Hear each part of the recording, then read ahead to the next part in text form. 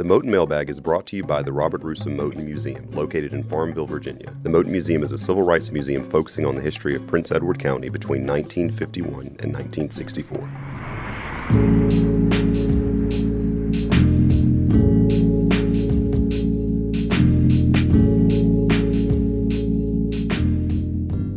Welcome back to the Moton Mailbag. My name is Kanan Townsend, Director of Education and Public Program. And my name is Leah Brown, the Assistant Director of Education. The Moton Mailbag is a weekly listener question show. Each week we'll answer questions about U.S. history, African American culture, civil rights, and more. Feel free to submit your questions via Facebook, Twitter, and Instagram at Moton Museum, or email us at info@motonmuseum.org. So Leah, what's new in your world? I finished a new book. And I started a new book. So the new book I'm working on right now is Voices from the Outer Banks, because I don't know when I'm going to be able to get back there, because this year everything's up in the air. Right. So it's kind of helping a little bit. Is it a good book so far? Yeah, they talked about, of course, the pirates. Always fun. Pirates? What kind of yeah, Blackbeard. Not like I am the captain now, pirates? Well, I mean, it's the fun of pirates. They just show up and tear stuff up. Wait. Blackbeard was a real person? Yeah, Edward Teach. Oh my gosh, yes.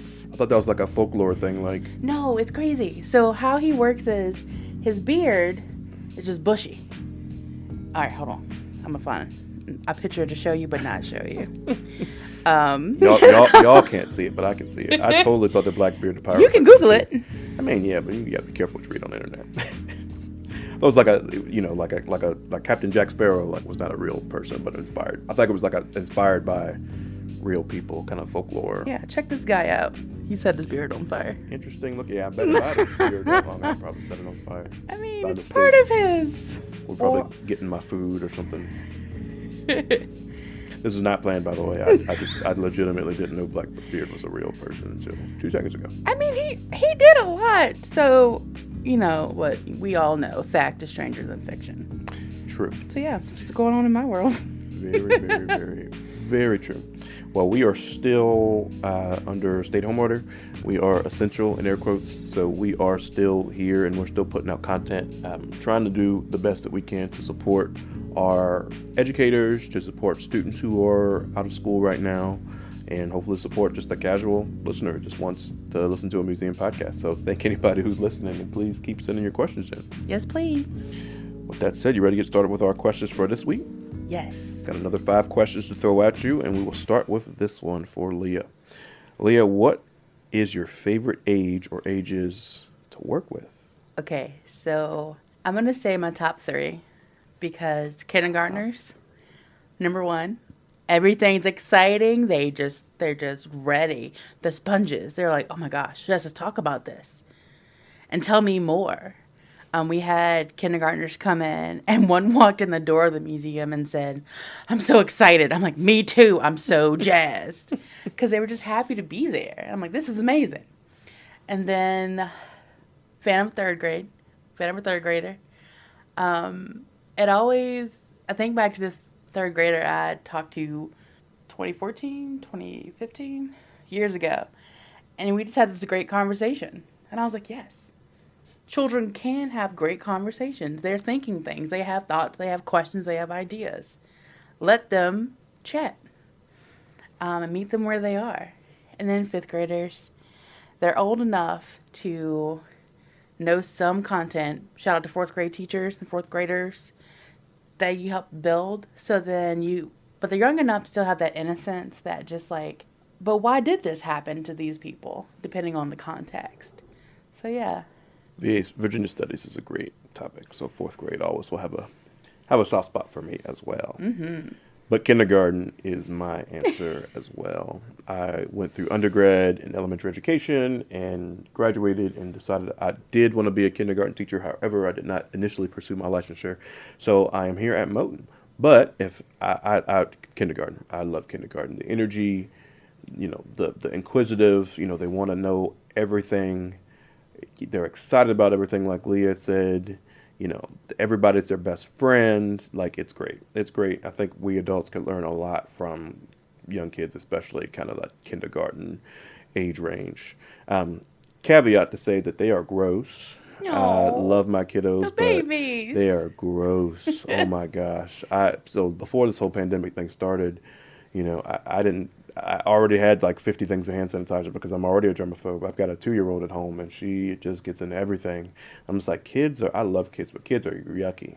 Get your hand out your nose, pull your pants up, stop rolling in the dirt, whatever. But all that aside, they are wonderful, and I love spending time with the young kiddos. But they gross. Oh Lord, hand sanitizer, hand sanitizer for days. Okay. Let's segue from that beauty of a description. What profession would you be doing if you were not at the Moton Museum? My easy answer is teaching, just because that's what most of my undergrad was in. But I will say, as another option, finishing up a master's in May. And so I think I would have been in the master's either way if I wasn't at Moton. But probably working on a PhD, I'd imagine, maybe in African American studies or something like that.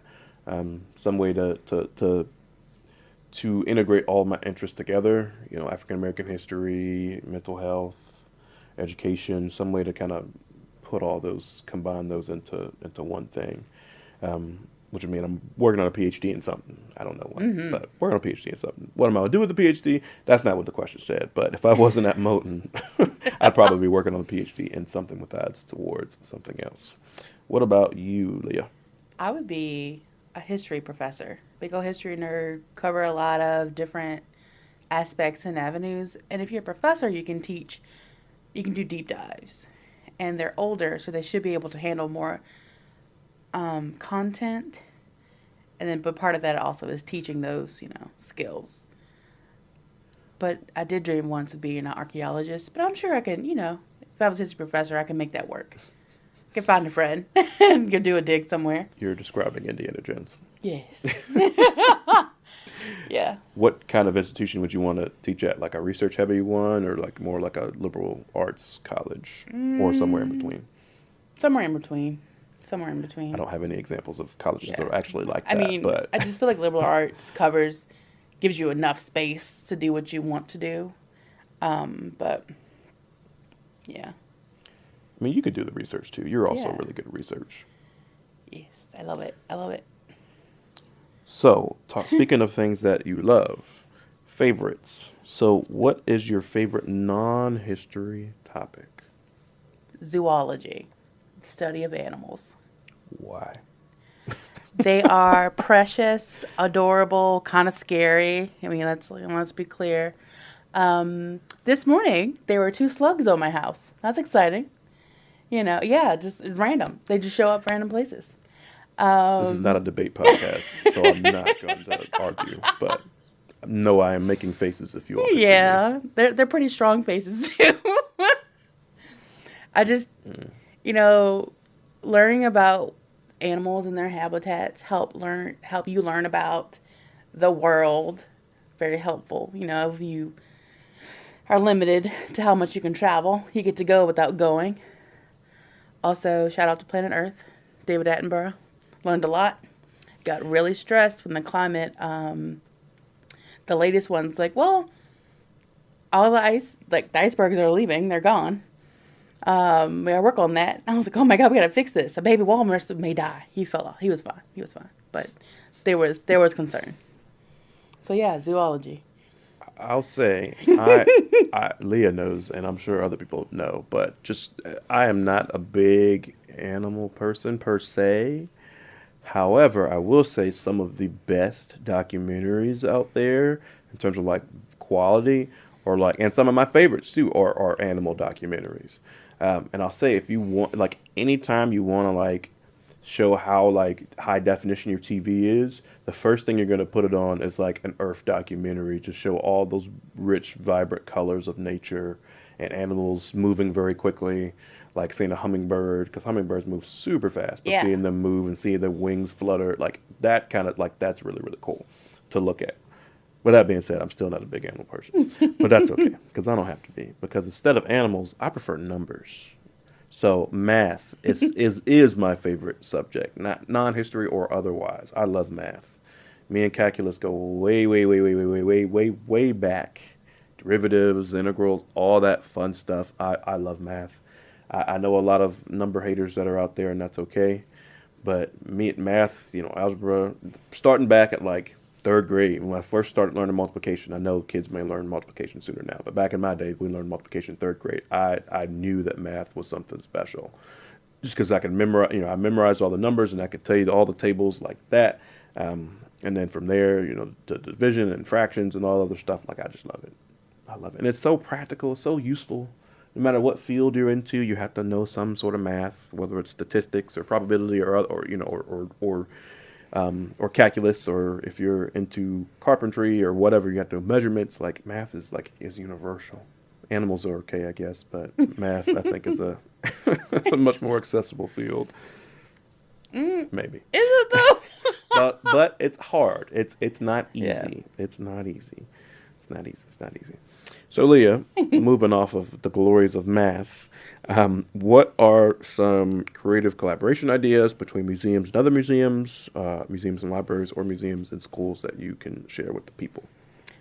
I like when museums look at their collections and what they have or what they focus on, and they reach out to make connections with other institutions. That in grad school, collaboration was everything. So being able to collaborate with other institutions benefits both groups, because then we can help flesh out the story a little bit. If everything goes as planned, Moton is actually collaborating with the Virginia Museum of History and Culture to do a webinar that's free on Barbara John's Day. Whoop, whoop. Yeah, April 23rd, because we can't physically come to the museum and talk about her, but being able to go online and share part of our collections together, kind of help flesh her story out a little bit more, and looking very much forward to it. That's a great example of collaboration, and also a shameless plug at the same time. So Yes, shameless. Please. Very much support that. 100,000%. Yeah, there's a lot of different stuff, and Leah and I both have traveled to like libraries and historical societies and all sort of things, and there's those type of collaborations. But also, if you're a museum professional listening and you want to learn about how partner with a school, I mean, I guess that's kind of my big example. We have a very strong partnership with a school division. It's about 2.5 hours away from us, and they actually do an independent study, but all independent study for their students, who they kind of conduct this research, and they come to Farmville and they present the research. But my big thing about that is the key is finding a teacher, right? At least one motivated teacher that was invested in the story, invested in your history, or just touched by your museum or your site. Because that's how our process with this started, because we had one teacher who really gained something from a speech that he heard one time, and from there he's been our biggest champion in that county, and continuing to make sure that we interact with that. I think you do your best to do the work for them, right? Because teachers already have to do so much. So if you do that background stuff for them, and then you present them with an idea, if they're for it, they'll go with it.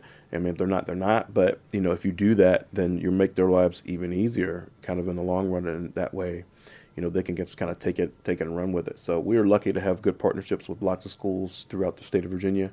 But, if you're looking out there to try to make collaborations and partnerships with different orgs, just, come up with your idea, and then find your people, find your inside people, find your champions, because those will be the people who really push it forward within those organizations. And then it doesn't always have to be the top person either. You don't always have to go to the director or the executive director or the principal or whatever, right? But if you find those motivated people, they'll kind of do a lot of the pushing for you. At least that's what happened in some of our experiences.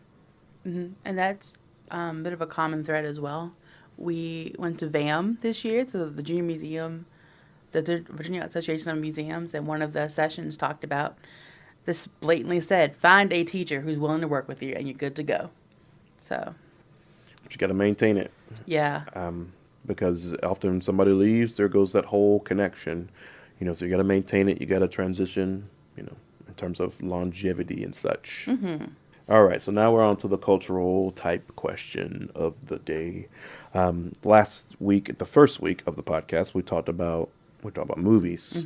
And today we're going to talk about music. So, Leah, favorite musical albums, artists, genre, etc., within or influenced by African American culture? I'm going to have to say Whitney Houston's album, Whitney Houston. Iconic for so many different reasons. Sing it. Can map my childhood by listening to Whitney Houston.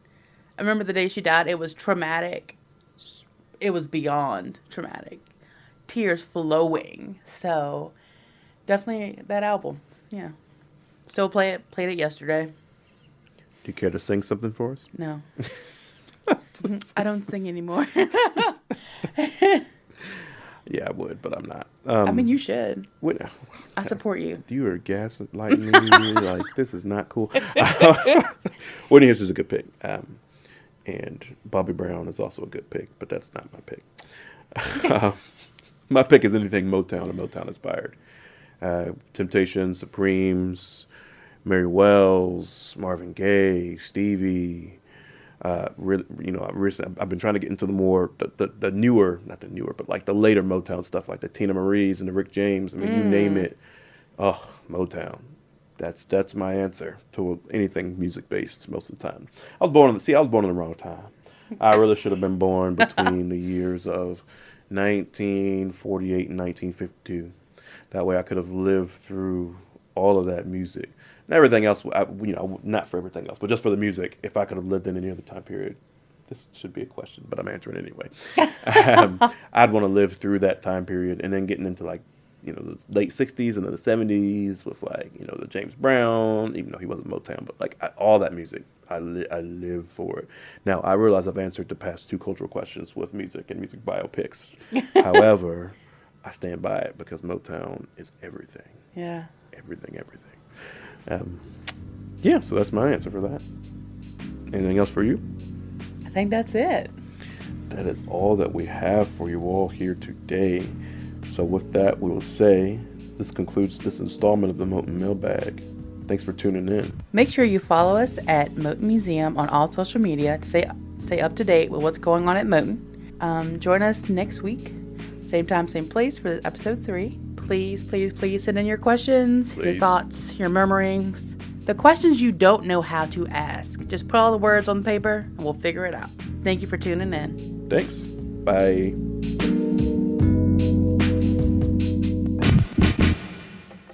The Moton Mailbag is brought to you by the Robert Russo Moton Museum, located in Farmville, Virginia. The Moton Museum is a civil rights museum focusing on the history of Prince Edward County between 1951 and 1964.